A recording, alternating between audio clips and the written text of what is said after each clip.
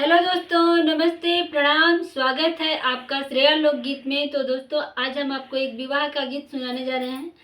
तो दोस्तों, please comment करके बताइएगा गीत कैसा लगा। चलिए गीत शुरू करते हैं। बंद कर दे।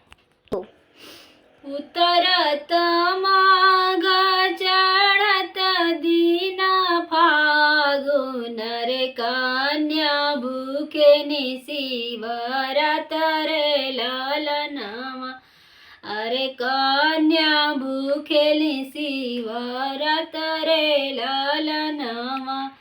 शिवजी की पूजी पाजे घर के लावटनी। अरे शिव धरेलन दाहिन बारे ललनामा। अरे शिव धरेलन दाहिन बारे ललनामा। छोड़ा छोड़ा ए शिवा मोरे दाहिन बहिया। अरे बहिया आल पशु कुआर रे ललनामा। अरे बहिया आल पशु कुआर रे ललनामा। मांगहु बर काछु मांगहु हे तिरिया जवंत रे हृदय समल रे ललनामा। अरे जवंत रे हृदय समल रे ललनामा।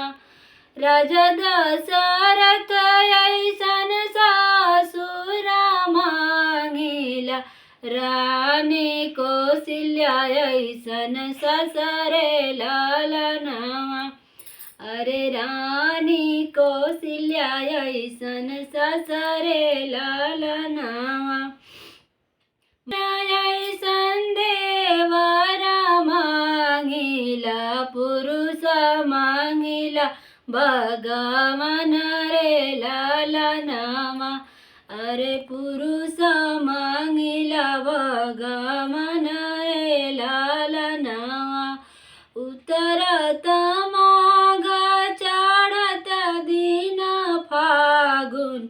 अरे कन्या भूखेलिन शिवरत रे